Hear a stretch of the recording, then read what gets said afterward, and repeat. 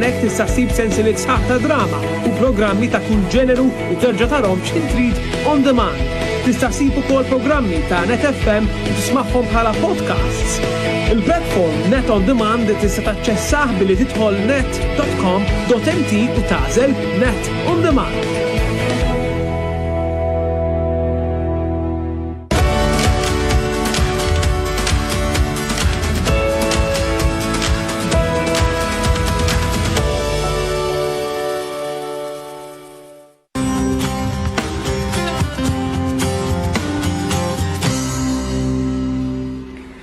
Ramana fil-program Terrazza u mana mill-ġdid rajni il-bira reġalna għat mana l-lum missjajnik Mattejus Grassu, missjajnik.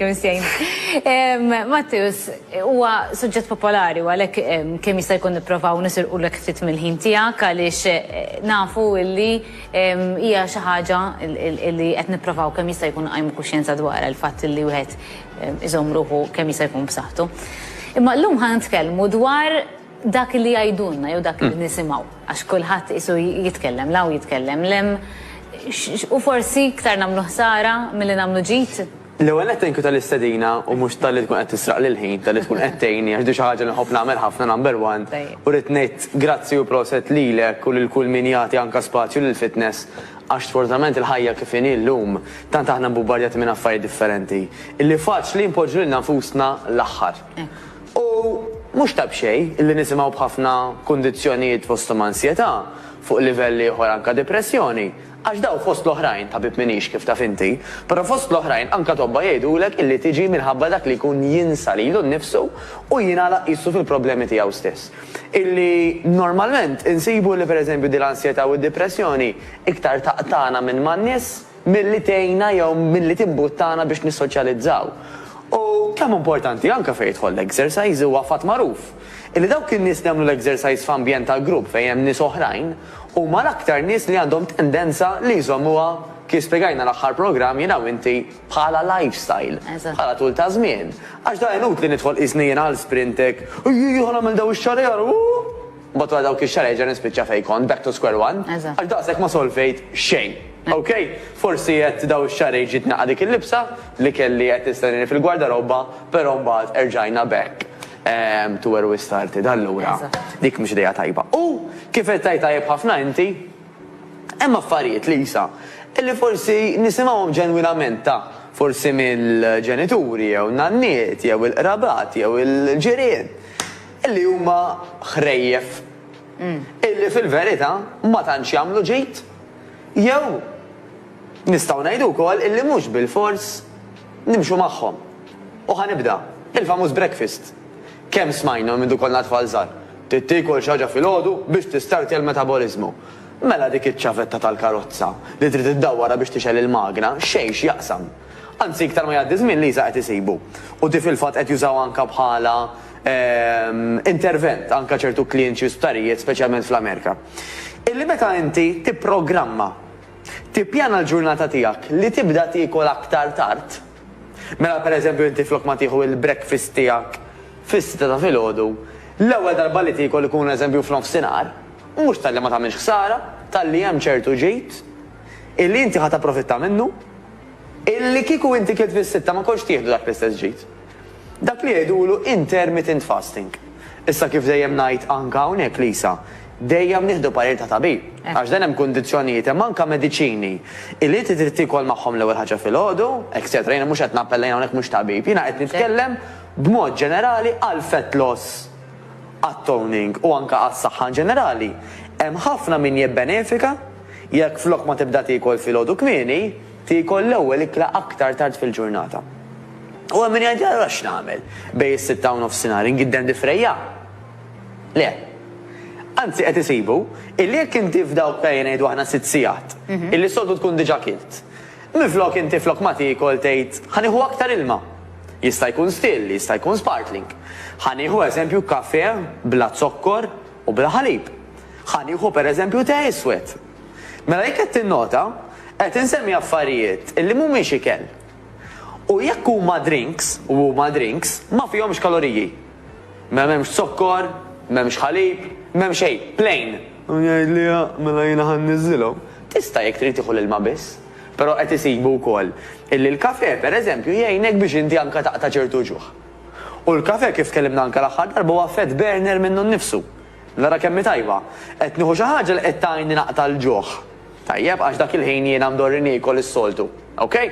U fl-istess ħin hija fett burner. Tgħidli ma din importanti. Di kulħadd irid jagħmilha minn irid jonqos. Le. Però hija waħda minn dawk il-ħrejjef li ġieli nisimgħu illi bil-fors biex tonqos trid tieħu l-breakfast. Jgħid ngħid kontra. Mhux bil-fors tieħu l-breakfast u laqqas bil-fors id-dum ma tiekol. Għax wara kollox Lisa l-aktar li jgħod huwa kemm tiekol u x'tiekol fil-ġurnata. Fil-fatt hawn min fil-għodu ma jkunx jiflaħ jiekol, hawn min jgħidlek ismajna l-istonku jkun magħluq wisq fil-għodu ma nkunx niflaħ ndaħal xejn ġo ħalqi. Ġifieri hawn min iva jammetti li jisma' mek mingħajr breakfast ma nkunx nista' nistarti nkun irrid imqar xi ħaġa. Hawn min jgħidli isma' jiena tidbaxxi l-pressjoni jekk ma noħux xi ħaġa ma nħossniex f'saħħti biżżejjed biex nibda l-ġurnata. Però min jgħidlek jiena tgħidlix imma qabel ma jibda ċertu ħin ma nkunx nista' indaħħal xi ħaġa fil-ġisem. U tnej jistgħu jkunu reali, Lisa. Fil-ma sens ġifieri vera min titbaxxi l-pressjoni, però vera wkoll illi hemm min dik hija x'jaħseb hu. Fil-sens x'jibża li jiġrilu jew inkella jgħid inħossni debboli. Debboli għax imdorri dejjem tiekol fil-għodu. Jekk inti ġismek derrejtu hekk. Alright, kif tkellimna anke dakinhar fuq id-drawwiet, jekk derrejtu dejjem tiekol l-ewwel ħaġa fil-għodu, dal-għada fil-għodu ħajdik is-sinjal ħoj. Jiena suppost qed niekol, kif qed tibdil ir-rutina? Alright? Għax aħna magħmulin nies tar-rutina. Imma kif qed ngħidu, jekk speċjalment għax anke min tiġrilu ħafna di Lisa, jgħidu li meta nibda niekol fil-għodu xbej ma nkunx nista' nieqaf. Waħda mill-affarijiet li jista' jipprova, okay, hija li qed tisma' nibda niekol f'nofsinhar. Ħannara x'jiġri. U kważi waħdek tinduna, jekk inti jkollok din ix-xogħol li jekk tibda tikol fis-sitta tibqa' tikol il-ħin kollu. Ma mitx bil-ġuħ jien, bil-bejs ta' nofsinhar ma kilġ, ma ħassejtniex ħanaqa mal-art, anzi, forsi b'dak l-ilma li ħadd għax is-soltu laqqas biss nixrob, u b'dak il-kafè bqajt għaddej u qisu xejn mhu xejn. Ġifieri, hemm sistemi differenti li m'hemmx one size fits all, m'hemmx metodu wieħed ta' kif nagħmlu l-progress u kif naslu, hemm biżibilju, okay? Di waħda minnhom. Tista' jew ma tistax tieħu breakfast. Misconception oħra li bil-fors trid tiekol kull tliet sigħat. Ħrafa oħra. Hemm min komdu hekk, iqassam kull tliet sigħat. U forsi l-aktar li għal riżultat għax jgħid isma' ħanikol ftit u spiss allura iktar għandi kontroll. Huwa li jikol kull tliet sigħat. Però jena kemm naf min illi jikol eżempju breakfast, lunch u dinner, allura jikol darba kull 5 sigħat, illi wkoll għandu figer vera pulit u pulita. Ġifieri mhux kemm il-darba tikol ta' spiss, imma x'tikol again bħala total fil-ġurnata u għal-qofol. Għandek min, per eżempju, il-ħbib tagħna l-Musulmani, li dawa l-40 jum jidir li Ramadan, kull darba nitfixka, xux 30 jew 40, allura ħemma ngħid xejn. Però matul ir-Ramadan, minn tluħ ix-xemx, sanżul ix-xemx ma jiklu xejn. U sa fejna fien korreġini wkoll, laqqas jixorbu xejn. Ekk jidir li ukoll. Ekk jidir li. Però aħna mhux qed ngħidu għall-iskopijiet tagħna ta' fett loss u ta' toning illi aħjar ma nixorbu xejn laqqas, anzi, aħna bħal pjanta għandna bżonn min jisqina. U għandna bżonn ħafna iktar l-ilma mill-ikel. Ġifieri mingħajr ikel ngħixu diversi ġranet mingħajr ilma wara ftit inkunu mejtin. Tajjeb, allura l-ilma anka għal-fett loss u għat-toning huwa importanti. Però kemm interessanti huwa li kienu studjaw anka xi waqt ir-Ramadan kienu qabdu grupp kbir ta' nies. U fil-fatt sabu illi meta huma ikunu jikkontrollaw x'jieklu u kemm jieklu, jitilfu x-xaħam u jittonjaw, avolja jibdew jieklu mhix ħin tinżel ix-xemx. Kemm nisimgħu le ta' tikolx wara s-sitta jew wara s-seba', int miġnun ħadd ikol banana issa sejjer torqod. Ġismek mhux se joqgħod jgħid ara issa tatni l-banana, mela ħanżommula. Le, ġismek literalment kellu bżonna, iva jew le, jekk kienet żejda, żama bħala xaħam. Jekk inti kont qisek bil-majnas madwar il-ġurnata mela forsi ma kilx biżżejjed, ġismek uża, għamel użu tagħha dik. Mhux se joqgħod ifittixlek. Taf kif? Ġifieri ħrafa oħra hija illi bil-fors wara s-seba' ma terx tiekol. Tista' jekk inti diġà kilt kollox matul il-ġurnata, illi wara s-seba' ma tkomplix tiekol. Anzi jiena żżar ngħid illi peress dawk huma ħinijiet fraġli ħafna, Mela normalment isu wara s-seba dak li jkun ġilura mix-xogħol, forsi lest jew kważi lest mix-xogħol ta' daru jgħid għall-erwieħ, ħan intefa' nara it-television. U nafu xi, dak l-iktar ħin li tgħid naf xi ħaġa.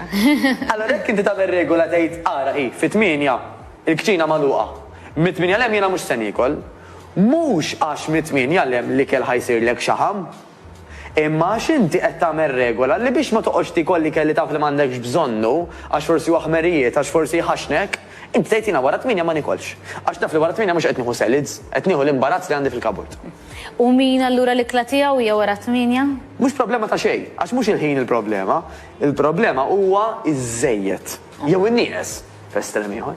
Ġifieri dik hija tajba.